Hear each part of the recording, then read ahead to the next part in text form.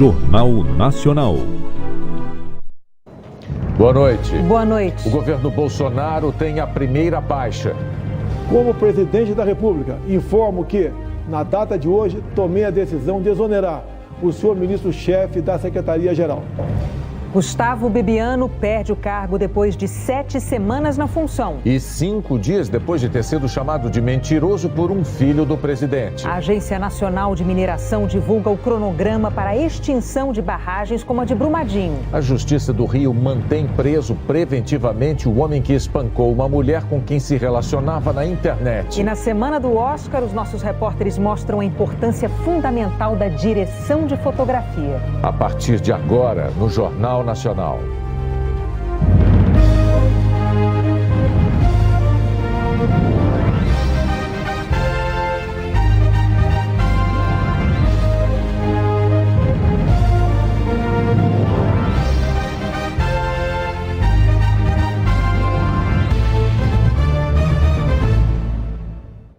O presidente Jair Bolsonaro exonerou o ministro da Secretaria-Geral da Presidência, Gustavo Bebiano.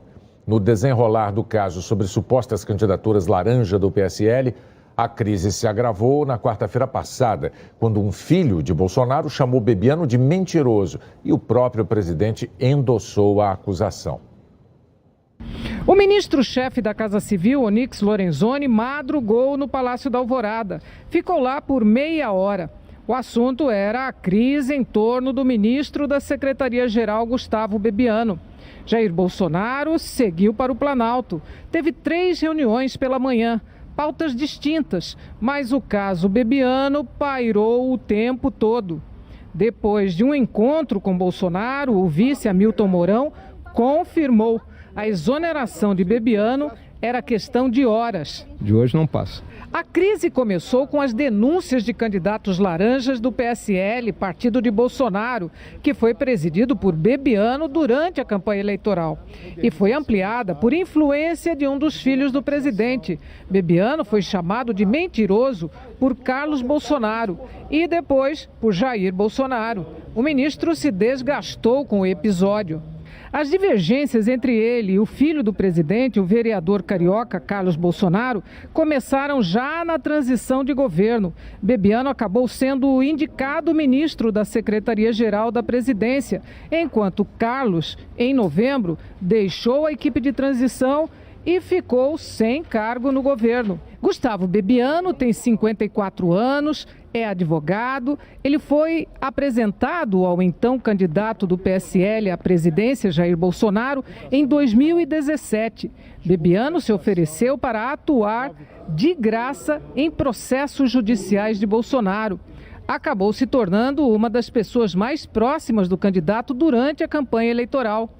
Foi um dia inteiro à espera do anúncio oficial da exoneração de Bebiano.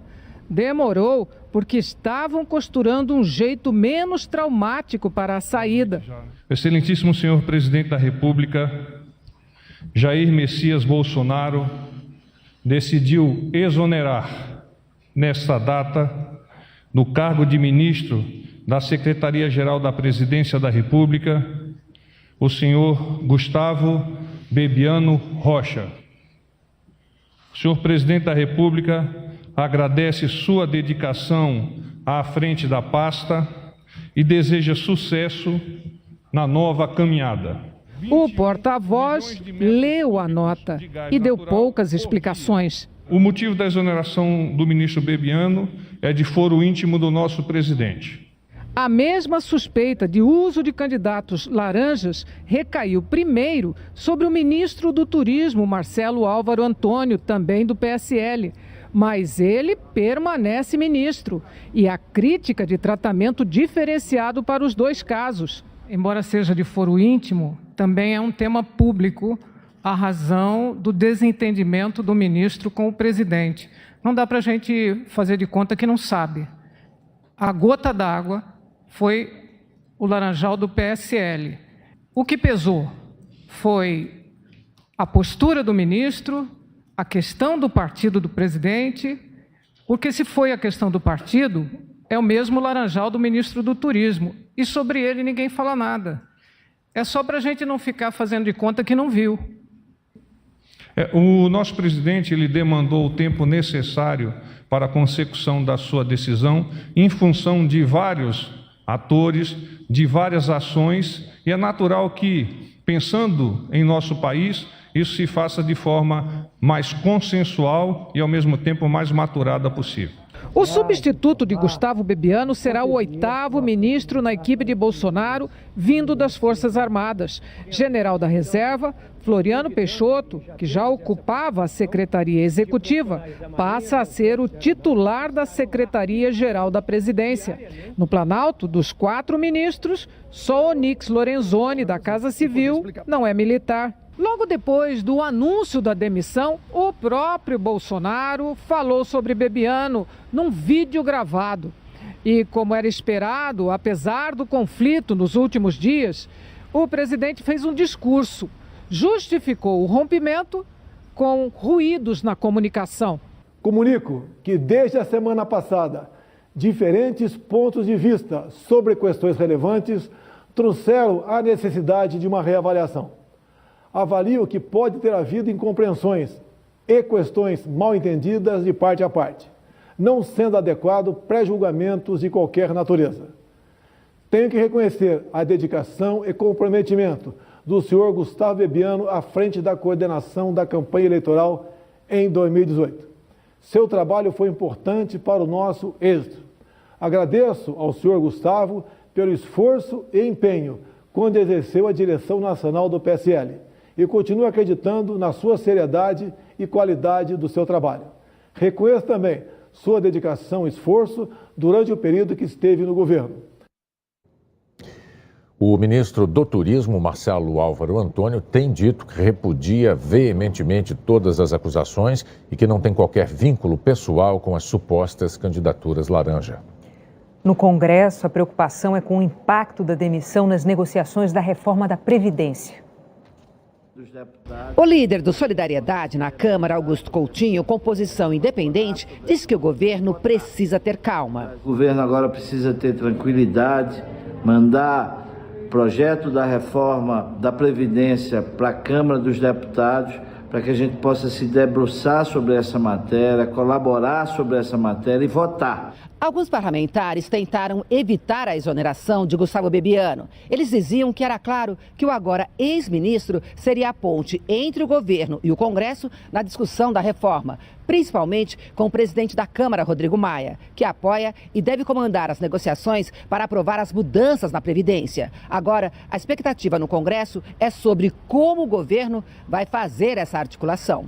O deputado Rubens Bueno, do PPS, composição independente, disse que só uma demissão não resolve o problema, que é preciso uma mudança de postura, que o governo vem provocando suas próprias crises mesmo antes das reformas chegarem ao Congresso, que há um clima de expectativa, mas ao mesmo tempo de desconfiança dentro do parlamento, que como a articulação política ainda é tímida, não se sabe hoje se há condições reais, votos mesmo para aprovar reformas como a da Previdência. O líder do partido do presidente na Câmara, delegado Valdir, disse que o impacto da saída de Bebiano para a reforma da Previdência é zero. É nada, é página virada. Esta casa, que é independente do Executivo, onde os fatos aconteceram, vai trabalhar para aprovar a reforma da Previdência. Na oposição no Senado, o líder da rede, Randolfo Rodrigues, disse que Bebiano era o personagem central da articulação política do governo. O ministro Bebiano era um dos poucos do núcleo político do governo e um dos poucos que tem interlocução aqui com o Congresso. A saída dele, sem dúvida alguma, é uma queda forte na articulação política do governo. O líder do PSL, Major Olímpio, afirmou que o presidente tem liberdade para escolher quem sai ou fica no governo. Isso é lógico, é absoluto, é inequívoco, é da competência intransferível do presidente. Todos nós nos mobilizamos para serenar os ânimos nesse momento e eu, particularmente, muita gente pela permanência do ministro Bebiano. Mas, sendo uma escolha do presidente da República, nós apoiamos na integralidade o presidente no momento da sua decisão com a substituição pelo ministro general Floriano. O ministro do Supremo Tribunal Federal, Ricardo Lewandowski, determinou a abertura de inquérito para investigar se o senador Fernando Collor do PROS desviou cota parlamentar para pagar despesas domésticas. A Procuradoria-Geral da República pediu uma investigação com base em reportagem de 2017 do jornal O Tempo, de Minas Gerais. Segundo a reportagem, Collor pagou o serviço de jardinagem e limpeza da casa com dinheiro público. Collor é réu num processo e responde a mais 5 inquéritos no âmbito da Lava Jato. A assessoria do senador declarou que não houve desvio da cota, mas um erro da empresa prestadora de serviços e que os valores foram ressarcidos ao Senado. Na proposta de reforma da Previdência, o governo deve incluir a criação de novas alíquotas de contribuição dos trabalhadores. Pontos da reforma da Previdência ainda estão sendo ajustados pela equipe de governo. Foram muitas as reuniões no fim de semana e que se estenderam nesta segunda-feira. O secretário de Previdência, Rogério Marinho, confirmou que o texto vai ser entregue ao Congresso na quarta-feira, pelo presidente Jair Bolsonaro. Ele vai entregar. Já está decidido que os estados e municípios vão fazer parte da reforma. A expectativa é que o texto ajude governadores e prefeitos a diminuir o desequilíbrio entre o que entra no caixa e o que é pago em aposentadorias e benefícios, com aumento de alíquotas de contribuição para servidores e até contribuições extraordinárias. Dados do Tesouro Nacional mostram que em 2018, apenas Roraima, Rondônia e Amapá não apresentaram déficit na Previdência Estadual. Mato Grosso e Rio Grande do Norte ainda não enviaram dados de suas contas para o governo. O governador de Goiás esteve hoje com o ministro da Economia, Paulo Guedes. Ouviu que as regras da Previdência Federal valerão também para estados e municípios. Ronaldo Caiado apoia a proposta de contribuições extraordinárias. Em relação a esta alíquota também, seria um segundo passo importante, essa alíquota extraordinária, que seria implantada de acordo com a necessidade de cada estado. Isso aí seria balizado, de acordo com a necessidade e o passivo e aquilo que fosse realmente a situação da Previdência local, e ele definiria e modularia esse percentual, que inicialmente seria de uma variação de 0% a 8%. Técnicos do governo afirmam que uma forma de diminuir desigualdades é mudar o sistema de alíquotas de contribuição à Previdência. Hoje existem 3 de acordo com a faixa salarial. A reforma quer estabelecer um número maior de alíquotas para que quem recebe menos pague menos em contribuições ao INSS e quem recebe salários mais altos tenha uma alíquota mais alta. As novas alíquotas vão valer para trabalhadores da iniciativa privada e também do setor público. Outros detalhes da proposta estão sendo reavaliados. É o caso das aposentadorias especiais, pagas a professores e policiais, por exemplo. A tendência é que haja uma idade mínima de aposentadoria diferente para essas categorias. Pela regra geral, que vai igualar setor público e setor privado, depois do período de transição, mulheres vão se aposentar com 62 anos e homens com 65 anos de idade, com no mínimo 20 anos de contribuição. No mercado de trabalho, o Brasil tem hoje uma legião de jovens frustrados. Eles investiram tempo e dinheiro num curso de graduação, mas o diploma não garantiu um emprego imediato. A mão treme, a boca seca. É nervosismo de principiante que chama? É muito nervosismo, né? É um momento de muita emoção, muita expectativa, né? E hoje passa um filme na nossa cabeça, né? Noite sem dormir, a gente não trabalhar, depois de ter dormido muito pouco, é uma emoção muito grande. Para ele, esse roteiro acaba com um final feliz. Receber o diploma de administração e entrar no mercado de trabalho. Lindo! Colegas, famílias orgulhosas, mas aí a luz cai. O auditório fica escuro por falta de energia. Renan, o cenário não está ajudando. Mas a partir de amanhã já tem que pensar em se especializar, lutar, trabalhar, porque está muito complicado o mercado aí fora. Formatura é dia do aluno fazer pose, vestir figurino, sair bem na foto. Aliás, fotógrafo aqui é o que não falta. Para eles agora é a realidade do mercado de trabalho. Todos têm a expectativa de conseguir para ontem um emprego na área de formação. Mas um estudo feito com profissionais recém-formados indica que isso pode não ser tão fácil assim. O Núcleo Brasileiro de Estágios ouviu profissionais com até 5 anos de formados.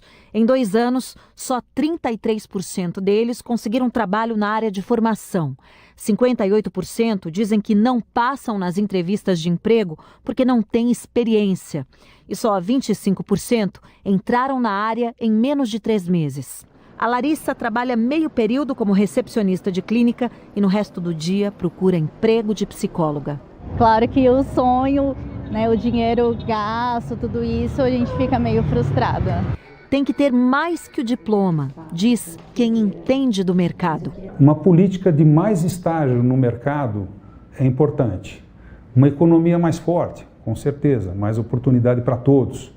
Mas, sem dúvida, ele se capacitar, buscar mais cursos extracurriculares, aprender como fazer uma boa entrevista, no seu vestimento, na sua atitude, no seu posicionamento, tudo isso vai fazer com que ele tenha um aumento de empregabilidade. Aprimorar aquilo que ele realmente é bom e procurar fazer algum trabalho, desenvolver, às vezes mesmo até trabalhos voluntários, né, para ele colocar na prática aquilo que ele aprendeu na universidade. O Ministério Público de Pernambuco vai investigar o prefeito de Camaragibe por suspeita de crime de peculato. É o uso de recursos públicos para fins particulares. Demóstenes Meira, do PTB, convocou funcionários da prefeitura a participar de um bloco de carnaval no domingo. Foi um convite acompanhado de uma ameaça. Eu quero convidar todos os carros comissionados, agora meio-dia, de frente ao trio, onde vai cantar a minha noiva, Tati Dantas. A gente vai filmar e eu vou contar quantos carros comissionados foram até o evento. Demóstenes Meira declarou que considera a convocação normal porque o cargo comissionado tem de estar à disposição do Poder Executivo. Pesquisadores do Instituto do Coração em São Paulo desenvolveram uma vacina que pode evitar a febre reumática. Daniela conhece bem esses corredores. Costuma dizer que o Instituto do Coração é uma segunda casa para ela. Já foi operada 2 vezes para substituir válvulas cardíacas. Descobriu que tinha problemas aos 22 anos e com 38 é uma professora aposentada. Difícil aceitar porque assim, eu sou nova, tinha uma vida ativa, trabalhava em 2 escolas, em 2 períodos, queria abraçar o mundo e de repente veio tudo e me freou e falou, chega, agora não dá mais. A febre reumática costuma mesmo debilitar os pacientes no auge da vida produtiva. Mas a origem está na infância ou na adolescência. Infecções na garganta sem tratamento adequado geram grande produção de anticorpos para combater a bactéria. Mas em parte das crianças com predisposição genética, os anticorpos podem atacar outras partes do corpo, como articulações e, em especial, válvulas cardíacas, causando lesões. A amidalite vai embora, mas a doença secundária fica e evolui silenciosamente até a idade adulta, com grandes danos no coração. Estima-se que pelo menos 3% da população que tem amidalite tem uma predisposição a ter a doença reumática. Há 30 anos, a farmacêutica Luísa Guglielmi participa no INCOR da pesquisa de uma vacina contra a febre reumática. A fórmula funcionou em todos os testes com animais. Nós tivemos resultados de anticorpos altíssimos, uma boa resposta de proteção e nenhum desses animais desenvolveu nenhum tipo de lesão, conforme nós avaliamos todos os órgãos, principalmente no coração e nas válvulas, com maior detalhes.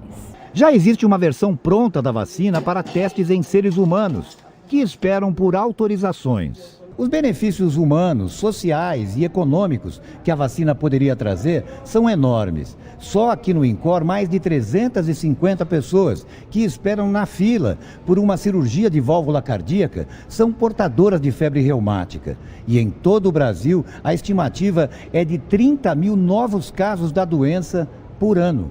Internada no INCOR, Dona Eva espera por uma nova cirurgia no coração. Já tinha passado por uma há 10 anos. Foi trazida às pressas da Bahia. não vê a hora de retomar a vida. Você vai fazer uma galinha caipira, né? Opa! É? Vai comemorar com galinha caipira lá na Bahia? É. Bom apetite para a senhora lá. Obrigada. Tá, que vai dar tudo certo. Obrigada. Os pesquisadores esperam conseguir fazer os primeiros testes em humanos ainda este ano. O acusado de espancar uma mulher no fim de semana no Rio de Janeiro vai ficar preso preventivamente. Não foi a primeira agressão cometida por Vinícius Batista Serra. Denise foi uma das vizinhas que socorreram Elaine na madrugada da agressão. Está até hoje chocada com o que viu. Eu achei que ela estivesse morta. Ela estava sem roupa, tá? Totalmente jogada, cheia de sangue no corpo, o rosto irreconhecível, uma mulher belíssima, lindíssima. Essa é Elaine Pérez Caparrós, de 55 anos. Mas foi desse jeito que Denise a encontrou no corredor do prédio pedindo socorro. Ela teve fraturas no rosto, perdeu um dente e tem lesões por todo o corpo.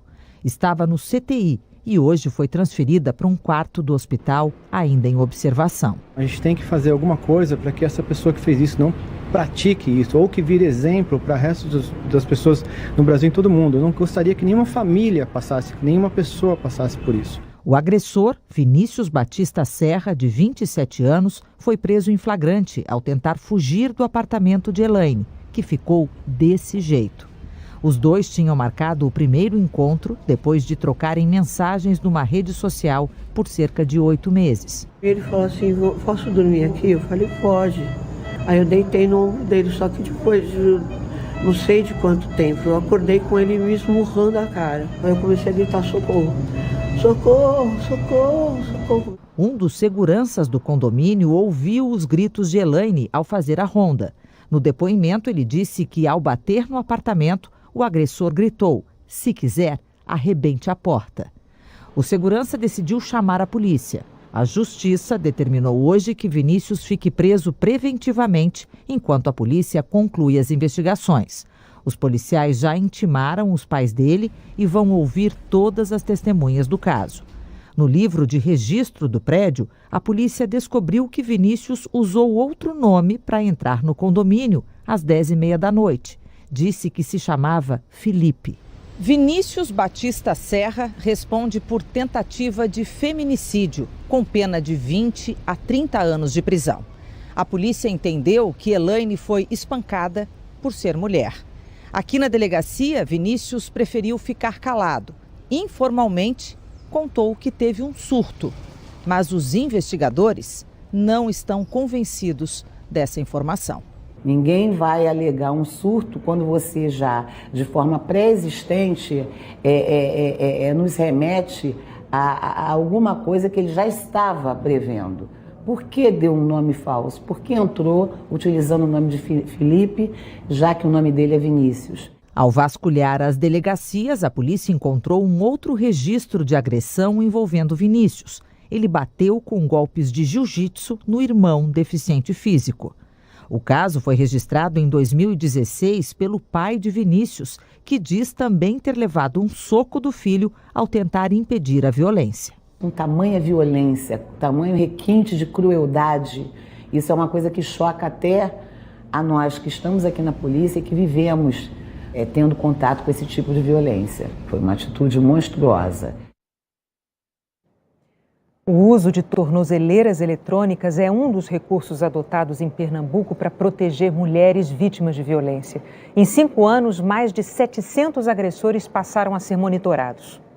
Durante 2 anos, esta mulher foi vítima da violência doméstica. Apanhava do companheiro, pai do filho dela. Na 4ª vez que isso aconteceu, aí eu vi que aquilo ali ia ser para sempre. Ela fugiu de casa, mas as ameaças continuavam. Ele se aproximava, ele me ameaçava, ele me xingava. Quando teve coragem para registrar o boletim de ocorrência contra o agressor, descobriu um aliado que cabe na palma da mão. Representou segurança, representou força, que a gente não está sozinha, né? Que tem alguém que pode ajudar. O rastreador de tornozeleira eletrônica sinaliza se o agressor está por perto. 146 equipamentos como este estão funcionando em Pernambuco para dar proteção às mulheres que correm mais risco. São as mulheres vítimas de violência doméstica e familiar, né, que estão correndo risco de morte, né, a sua integridade física e psicológica está comprometida por conta das agressões, e aqueles casos onde há o descumprimento de medida protetiva, nos casos onde esse agressor ele é reincidente e quanto mais. A tornozeleira, como essa daqui, usada pelo sistema penitenciário em todo o país. A diferença no monitoramento eletrônico dos agressores de mulheres é que a tornozeleira é conectada ao rastreador e quando o agressor invade a área estabelecida pela Justiça, que é de 2 quilômetros de distância da mulher, os dois aparelhos começam a vibrar e as luzes mudam de cor. Ambos os equipamentos recebem essa mensagem e a orientação dada para o agressor é que ele imediatamente, após o recebimento do sinal, ele saia daquela área. O aviso é por telefone. Saia imediatamente desse local, porque senão a polícia vai ser acionada e o senhor será preso. O monitoramento eletrônico tem que ser concedido pela Justiça. A requisição é feita através das delegacias e secretarias da mulher ou pela Defensoria Pública. Em 5 anos, o monitoramento eletrônico conseguiu proteger mais de 700 mulheres que estavam ameaçadas. Eu acho que a maior força de vontade para uma mulher poder fazer a denúncia contra um agressor é querer viver, querer dar um passo em diante e seguir a vida e ser feliz. A Justiça de Goiás aceitou mais uma denúncia contra o médium João de Deus e a mulher dele, Ana Keila Lourenço. Eles são réus pela 2ª vez por posse ilegal de arma de fogo e munições. O médium está preso há 2 meses, acusado de abusos sexuais. João de Deus tem negado as acusações e a defesa dele não quis comentar a decisão de hoje. O advogado de Ana Keila disse que ela ainda não foi notificada. A seguir tem a previsão do tempo. E o cronograma para extinção de barragens como a de Brumadinho.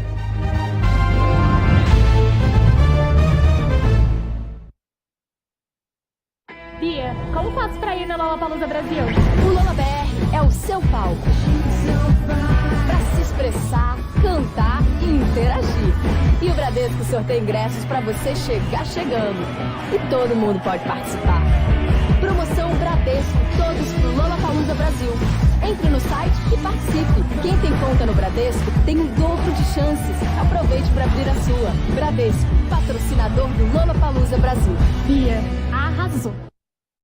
Atenção para a maior promoção da semana. Pode Tudo Colombo. Quer ofertas em 10 vezes sem acréscimo no cartão? Pode. 60 dias para começar a pagar? Pode. E comprar em até 24 vezes sem entrada no crediário? Pode. Lavadora de roupas Brastemp 11 quilos, só 1.399 ou 139,90 mensais. LG K9 TV apenas 599. Fogão Consul por apenas 57,90 mensais. Compre onde você estiver, a hora que você quiser. Lojas Colombo. O mundo em nossas mãos. É assim que vemos o futuro, cheio de oportunidades, que nascem aqui, na escola, onde damos vida às nossas ideias e sonhamos alto, somando conhecimento e multiplicando o orgulho.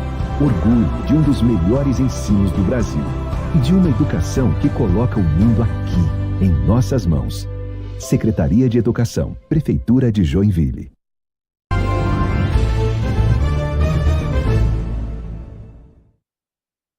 Nós voltamos a falar sobre a demissão de Gustavo Bebiano do governo Bolsonaro, noticiada na abertura desta edição do Jornal Nacional. O agora ex-ministro não se manifestou hoje sobre o assunto.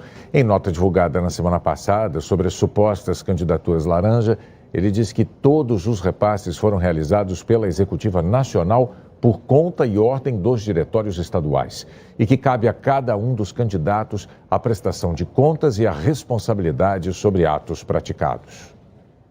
A Agência Nacional de Mineração determinou prazos para a extinção de todas as barragens como a de Brumadinho.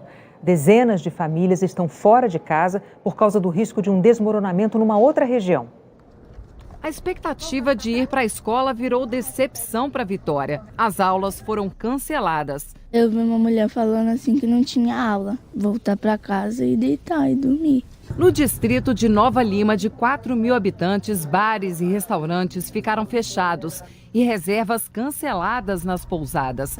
Macacos costumava receber muitos turistas, mas desde sábado à noite, a rotina no vilarejo mudou. Essa é uma situação real de emergência de rompimento de barragem. Moradores de 49 casas que ficam na área que pode ser atingida pela lama no caso de um rompimento da barragem da Vale estão em hotéis ou na casa de parentes. Os acessos ao distrito foram fechados. A gente precisa mais do que nunca da presença do poder público aqui, entendeu? Pelo menos um pouco da normalidade da vida para os meninos tem que ter, entendeu? Levar para a escola e voltar para manter um pouco da rotina, acalmar um pouco. A Vale declarou que ativou o plano de emergência depois de uma revisão de dados e que as últimas inspeções não detectaram anomalias relevantes na barragem. Ela foi construída pelo método amontante, mesmo tipo das barragens que se romperam em Mariana e em Brumadinho. A mineradora afirmou que o reservatório está desativado e faz parte do programa de descomissionamento. A Agência Nacional de Mineração publicou uma resolução que determina a extinção de barragens a montante do país. As que estão desativadas devem ser descomissionadas até agosto de 2021 e as que estão em funcionamento até agosto de 2023. A resolução também proíbe que as empresas de mineração mantenham ou construam instalações permanentes ou temporárias na área considerada de salvamento. Isso é para evitar o que aconteceu em Brumadinho com o refeitório dos funcionários da Vale, que ficava no caminho da barragem e que foi destruído pela avalanche de lama. Em Brumadinho, hoje, os bombeiros usaram alicates gigantes para cortar equipamentos da área de tratamento de minério da Vale. Mas as buscas foram suspensas nesse ponto depois que foi detectada uma movimentação de rejeitos. As equipes foram distribuídas para outros pontos. 5 dos 8 funcionários da Vale presos na sexta-feira passada já prestaram depoimento. Os outros devem ser ouvidos ao longo da semana. O rio Tietê, em Salto, no interior de São Paulo, transbordou por causa da chuva dos últimos dias. O rio ficou repleto de garrafas PET, sacos plásticos, isopor e pedaços de madeira. As áreas turísticas estão interditadas. Que triste essa imagem. Vamos saber agora com a Maju Coutinho lá em São Paulo qual é a previsão do tempo para amanhã em todo o Brasil. Oi, Maju, boa noite. O que você destaca? Renata, boa noite para você, bem-vindo Bonner, boa noite para todos. Olha, como choveu demais, Renata, da conta em áreas de Santa Catarina, o Centro Nacional de Monitoramento e Alertas de Desastres Naturais mantém, em médio, o risco de deslizamentos no norte catarinense e também no litoral norte de São Paulo e em parte de Minas. Agora, nas áreas amarelas, aqui entre o sul e o sudeste, também tem risco porque o solo ainda está muito encharcado. Amanhã ainda pode chover bastante em Florianópolis, que já ultrapassou a média do mês, em cidades do norte catarinense, como Balneário, Barra do Sul, também em Guaramirim, Curitiba e Paranaguá. E faz calor, viu? Volumes de chuva significativos também são esperados para BH e Vitória. São Paulo e Rio estão na rota das pancadas isoladas, mas que jamais devem ser menosprezadas, porque podem sim chegar com muita força. Essa chuva toda está na conta daqueles fortes ventos em altitude que recebem esse nome aqui de cavado. E também há um reforço daquela umidade que entra no Brasil pelo Nordeste, fica mais forte aí na Amazônia e recebe um impulso na Cordilheira dos Andes e chega ao Centro-Oeste, Sudeste e Sul, provocando bastante chuva. Por causa desses dois sistemas, pode chover e a temperatura fica bem amena aqui em Campo Grande, Brasília e Cuiabá. E no noroeste de Mato Grosso, o Rio Vermelho transbordou e invadiu a pista aqui da BR-174. Uma ponte ficou encoberta pela água. Esse trecho aqui da rodovia, perto da cidade de Castanheira, está praticamente intransitável, mas há quem se arrisque aí nesse aguaceiro todo, como a gente vê nas imagens aí do Emerson Silva. Já no extremo norte do país, é esse corredor de nebulosidade que vai continuar provocando muita chuva em Belém, também lá em São Luís, Teresina e Fortaleza. Roraima e o norte aqui do Amazonas, Renata, é a única área do país onde a gente vai ter o sol aí em tempo integral amanhã. Quando você fala desse fenômeno cavado, a gente liga logo o alerta, a gente volta a se falar amanhã. Ele amedronta mesmo. Tchau. Tá bom, tchau. Até amanhã. Olha, nessa segunda-feira, um líder oposicionista venezuelano completou mais de 1 ano de prisão. O autoproclamado presidente da Venezuela, Juan Guaidó, falou durante um evento para lembrar os 5 anos da prisão de um dos principais opositores do regime de Nicolás Maduro. Leopoldo López foi preso e teve os direitos políticos cassados em 2014, depois das manifestações daquele ano contra Maduro. Ao lado da mulher de López, Guaidó disse que a Venezuela vive uma ditadura que hoje impede a entrada de ajuda humanitária que poderia salvar vidas no país. É um elemento para salvar vidas. Nesse final de semana, mais remédios e comida dos Estados Unidos chegaram à Colômbia. Guaidó está convocando as Forças Armadas a deixarem a ajuda humanitária entrar no país no próximo sábado. E hoje o presidente americano, Donald Trump, falou sobre a Venezuela e também pediu que as Forças Armadas permitam que a ajuda humanitária entre no país. Trump disse que se os militares continuarem apoiando Maduro, eles não vão ter saída, eles vão perder tudo. O presidente também disse que os Estados Unidos sabem onde os integrantes do governo Maduro escondem os milhões de dólares que roubaram da Venezuela. E hoje chegaram de volta à Europa os 5 parlamentares europeus que foram impedidos de entrar na Venezuela nesse final de semana. Esteban González Pons, chefe do grupo parlamentar do Partido Popular Europeu, reivindicou que os diplomatas venezuelanos na Europa sejam expulsos. E também disse que os políticos vão tentar entrar novamente na Venezuela pela Colômbia no próximo sábado. O governo informou que os políticos europeus que iriam se encontrar com Guaidó foram expulsos porque estariam conspirando contra o governo de Maduro. O Haiti, o país mais pobre das Américas, vive uma onda de protestos violentos. 7 pessoas morreram em 11 dias de manifestações contra o governo. O presidente Jovenel Moïse é suspeito de envolvimento num escândalo de corrupção nos fundos do Petrocaribe, um programa de fornecimento de petróleo venezuelano a preços subsidiados. Para tentar acalmar as ruas e evitar saques, o governo anunciou queda nos preços dos alimentos, corte de gastos e o fim de privilégios, como, por exemplo, deixar de pagar viagens e gasolina para as autoridades. A seguir, Oscar 2019. A importância da direção de fotografia no cinema.